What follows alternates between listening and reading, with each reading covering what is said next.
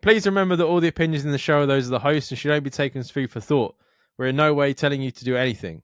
Everything is kept anonymous for the safety of the listeners and no information is shared to anyone else.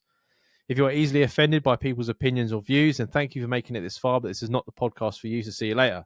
And please enjoy the rest of the show.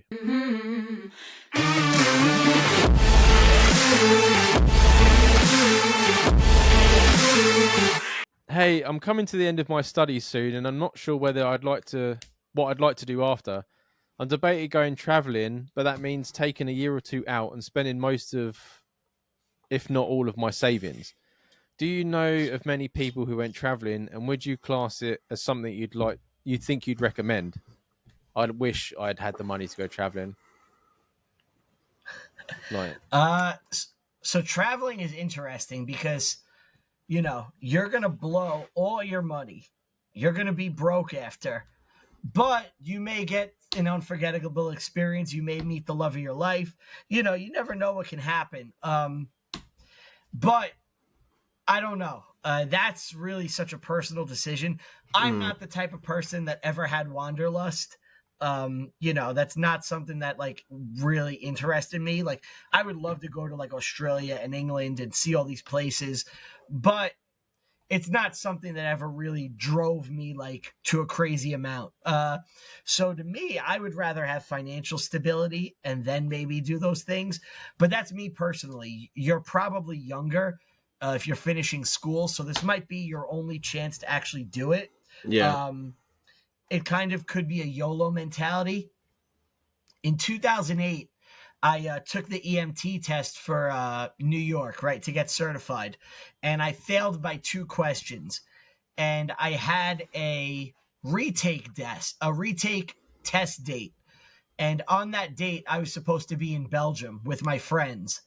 And I had the choice between potentially starting a career or going to Belgium and fucking around with my friends for 2 weeks. I fucked around in Belgium with my friends for 2 weeks and France and all that. So, I mean, I still ended up okay. I'm in a good spot in life. I'm very happy. I'm probably happier now than I would have been had I went that way. Mhm. So, really, it's a personal decision that only you can decide. You're trading experience for stability. I will tell you, it's not a financially smart decision by any means. If you're looking at it just the numbers, it's not. But the experience you get may be worth it, and it depends where you go and what you're doing. Maybe try to find cheaper ways to do it and try to strike some of that balance. Maybe don't travel a full year, maybe just 6 months. You know, try to balance it a bit. But YOLO, baby, have some fun. Yeah. Yeah, I agree. I know quite a few people that have gone travelling, and like as Brian said, I know one of my close family friends, she went abroad and she did like the whole of Malaysia, Thailand and all that stuff. Ended up in Australia, where she then met her partner who she now lives with in Australia with their baby and their two little dogs. And if she hadn't have done all that travelling, she would have never met her partner. Do you know what I mean?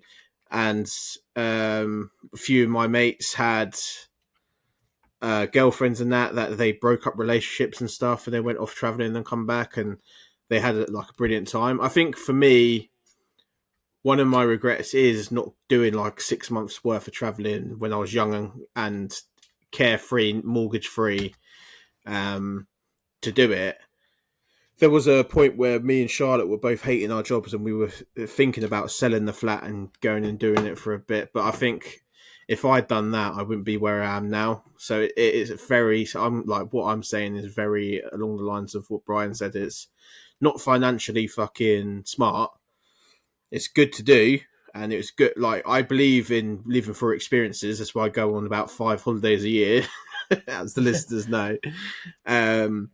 So I don't think having savings there is like the be all and end all. But if you're going to do it, there's companies and stuff that you can go and you can actually do it where you're not spending an absolute fortune, and you'll be safer because you're doing it within a group rather than just going solo to fucking Thailand and expecting to come out of it alive. Yeah, fucking go for it, man. Fuck it. See, I look at it as a point of like I'm just assuming that this listener is English. and this country is completely fucked. I'm not allowed to talk about it anymore because the listeners don't let me. But like most people that are coming out of university now to survive. Can I ask? I'm sorry. Can I ask why they don't let you? We've been asked to stop talking political by the listeners. Basically, me and Jamie are on two different fronts, and we had an argument with each other before we even started recording last week. Well, yeah, England's fucked, and basically it's because people listen to podcasts because they want to forget about what's going on, right? They just want to have a laugh. Yeah. And I'm just dragging it back in their face. But anyway, yeah, most people from like that finish university now in the UK to survive even on a rented accommodation and wanting to eat, they have to work 2 jobs. So you're talking about like 9 to 5 and then going and working as like a delivery job and stuff like that. And that's what you got to do to survive, right? But if you've got enough savings, for me, if you had the savings, traveling would be so much more like you can come back and work 3-5 jobs, whatever, because the UK is not going to get any better. But going and experiencing different cultures and things like that, to me, would be much more important. My brother's mate, he did like a thing around America. He started in Mexico and he went to America and he did that for like 6-7 weeks. And then he ended up in Australia and then he worked. He was doing exploring, but because Australia is great for like, you can work in hotels and things like that. People love that. Okay. So he still had money. He wasn't, and he bought like this like camper van thing and he was basically spending a certain amount of time in one, and then he drove around Australia and stopped somewhere else and living in his van. That sounded fucking quality. He's still making money. Apparently he made a lot of money. Like Australians apparently love tourists coming over there and working.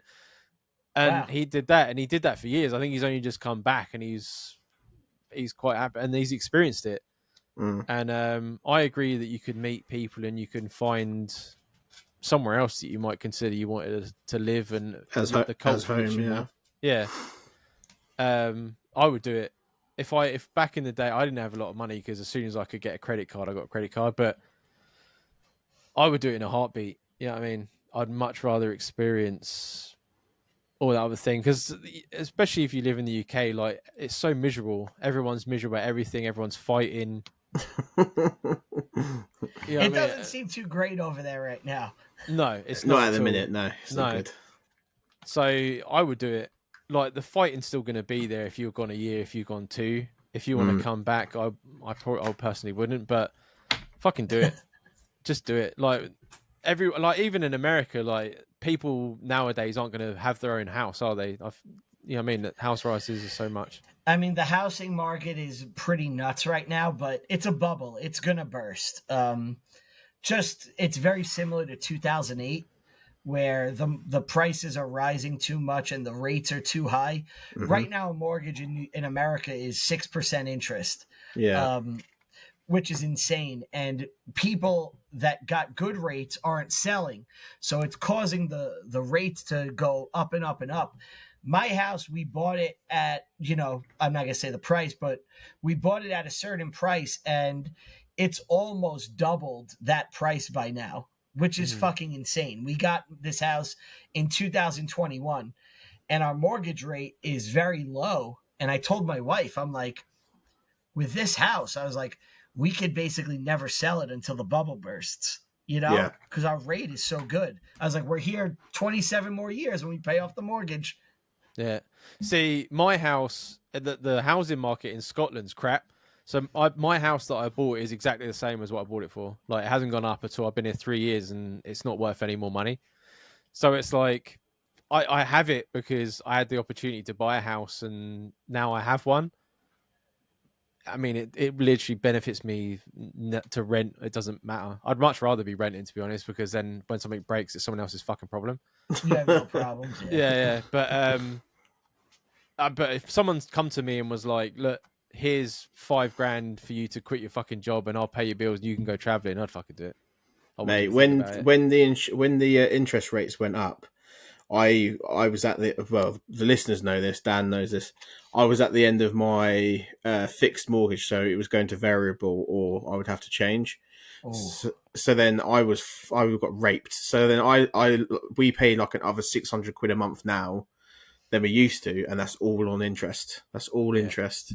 Oof. Mine Yeah. doubled as well. It's And fucking, yeah, it's one of those things where people, as you said, Brian, you can get trapped in a house because you can't move for certain reasons, one way or the other. For me and Charlotte, obviously, we're lucky enough that we would be able to move if we wanted to, but that gave us the decision. Like, I recently done up all of our garden, got our garden landscaped and stuff like that. That made us have the decision that there's no point in moving now because we will just get raped until the bubble bursts. So we may as well just fucking stick with it. So for this person that's going to be a first time buyer if they don't go abroad, say, and do travel in and use their savings for a thing, it's not worth buying now. It's not worth buying now. So go and spend your money elsewhere.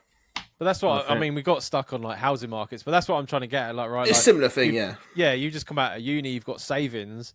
If you go to rent, you've then on top of that rent, you've got council tax, you've got water rates, you've got gas, electricity, you've got TV. You're not going anywhere.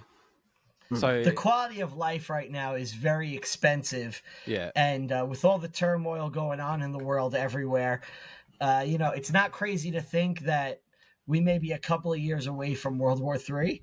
well, So that it's as well, like, if you're going to travel, maybe now's the time to do it.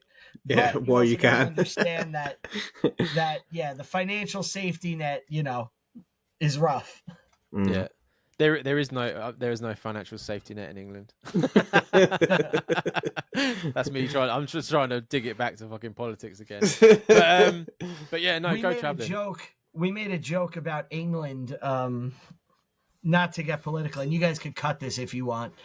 We record, weeks in advance. So like maybe 3 weeks ago, we recorded an episode where we were talking about England, and we just made a joke doing like, how like we kind of bust England's balls about how like what you guys think is hot isn't hot. We did that at the beginning. So yeah, exactly. Yeah. So we were doing like that kind of bit, and we were doing like a bad English impersonation, and we were just being like a complaining English person in the bit. And the bit ended with Anthony going, "I've seen a meme on my phone. Now they'll arrest me." And this was a couple weeks ago. And someone today in the comments on the video was like, "Fuck you guys, you're Trump supporters," and all this. And I was like, dude, we made a fucking joke about England, like, and then we recorded it weeks ago, but I was like, we made a joke about England, like, arresting people over memes. I don't know why that we're Trump supporters because of it. Because Keir Starmer wants to arrest Elon Musk for inciting violence. Yeah. But like, it's not a big thing, there's no need to. No, not at all. We're making a dumb joke, and we're Americans. Of course, we're gonna have a different viewpoint on that than you guys. Yeah. I don't know England's speech laws. I know American speech laws. So obviously, we're busting balls about it. Well, but some guy in the YouTube comments got angry. We had that the other day. We were talking about because Spain doesn't want English people anymore. And we were like basically tourists, saying about they were saying about tourism and stuff like that. And someone put in the comments, "It's nice to see reform voters learned how to use a computer." And I was like, "What's reform got to do with us talking about Spain? We didn't even mention fucking reform." So it's like, it's everywhere, right? Like if you speak one way, you're this person. If you speak another, it's nothing. Joke's a joke, right? It's like reform is that's when you guys left the EU, right? No, Reform's a party that started that basically.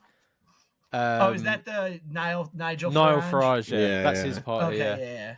He's tried to be like the third party in politics in the UK because you got Labour, Conservative, and then they tried to become the third. Yeah, because there was Lib Dems, like but they've been useless for years. So he's like tried to take that mantle this time round. But yeah, it's all America. We just rig the system so we can't have a third party.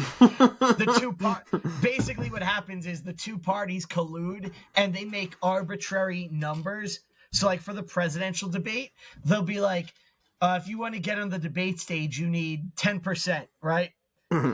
Which is like, so it's impossible for them to get 10% because they're not on the debate stage. And the two parties come together to set this rule where it's like, if you want to have a threshold, shouldn't the first debate be everybody? Mm. And then afterwards you could set the support, but the two parties don't want that. So they're like, yeah, you need 10% automatically to even get onto the stage. Yeah. Ours is similar. We had two main parties, and then because Reform were getting people's votes, they stopped them coming on the telly. They weren't allowed on the telly anymore. So then it was just Labour and Tory. Yeah, it's all a big fucking. It's not even worth talking about. A lot of UK main TV is driven by politics as well, like that. And it's controlled by the BBC, which is the biggest corrupt. Yeah. fucking- Yeah, it's BBC. the government. Yeah. Yeah. It's like It's you the guys government. have TV licenses, you know? Exactly. Well, Exactly. their That's own why fucking police they hate force, the don't fact they? that people watch streaming services now. Yeah, because they Oh, can't think- lie really? to us. Yeah, I think everyone under the age of like 40 is on streaming services. I don't think anyone really watches the main BBC or anything anymore. Like, fuck them and their TV license. The privilege to watch TV. It's such a ridiculous fucking notion. Notion, yeah, It's- it's fucking bullshit. As an American, it's like one of the weirdest things about your whole society is like, wait, so I buy the TV and now I need to pay you guys To watch so it. I can watch the TV I just Yeah. bought? Yeah. And if you It's fucking refuse, nuts, they threaten guys. you with like all kinds of stuff, and they'll have some little fella pestering you for like the rest of your fucking life. But I saw a video of some fucking dork looking through a window in Yeah. England. Yeah. This is like from a year or two ago about a TV license. I was like, in America, they would be like, they would cock a gun and say, "Get the fuck away from me." Although, saying that, I was talking about the HOA, and was that the last episode, the episode before? I think it was the last yeah, episode. the one before, I think. And I couldn't believe the amount of power the HOA have. Like, it's unbelievable to me. Like, me and Jamie were like, we're just going to start fires. You want my house? It's on fire. You want my TV? It's a fucking fire. That's it. Yeah, I mean, Fight the fucking power, couldn't believe man. it, Fight the power. Fuck all them people, man. Yeah.